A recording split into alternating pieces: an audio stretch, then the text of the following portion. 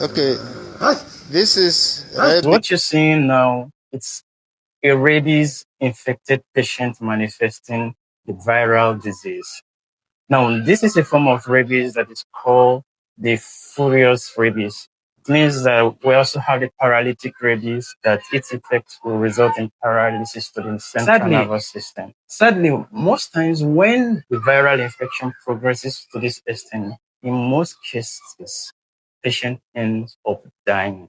How do you contract the rabies virus? Now, rabies infection is contracted from the bites of animals that are infected, commonly dogs, bats, cats, squirrels. Now, for those that keep dogs as pets, and probably you have an open wound, and the dog eventually laps the wound, it can also introduce the virus through the saliva into the wound, and you can also calm down with the virus. Now, what happens when you're bitten by a rabies virus? The virus moves through the muzzle and then from there get access to the blood and from the blood into the central nervous system where it manifests its effect.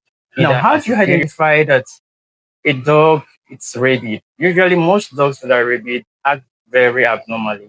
They are easily aggressive. They bite things that ordinarily they don't do bite, and then they tend to draw a lot of saliva. These are common manifestations you see with those dogs. When you're bitten by a dog, what should you do? Because most cases you can never tell if the dog is rabid or not rabid. So what you should do is first you should be able to wash that part of the body that is bitten by the dog under running water for at least 15 minutes, and then to squeeze out some of the substances that are buried within the tissue. This will also help, and then eventually you find a way get access to the hospital. Very importantly, when you get to the hospital, they'll give you good first aid care and also vaccinate you against the rabies virus. Now, usually the manifestation you see takes up to weeks to months for this to happen. So it means that if you're bitten and you stay at home, initially you might not have symptoms other than the bleeding that you manifested. But in the long term, this is what you get.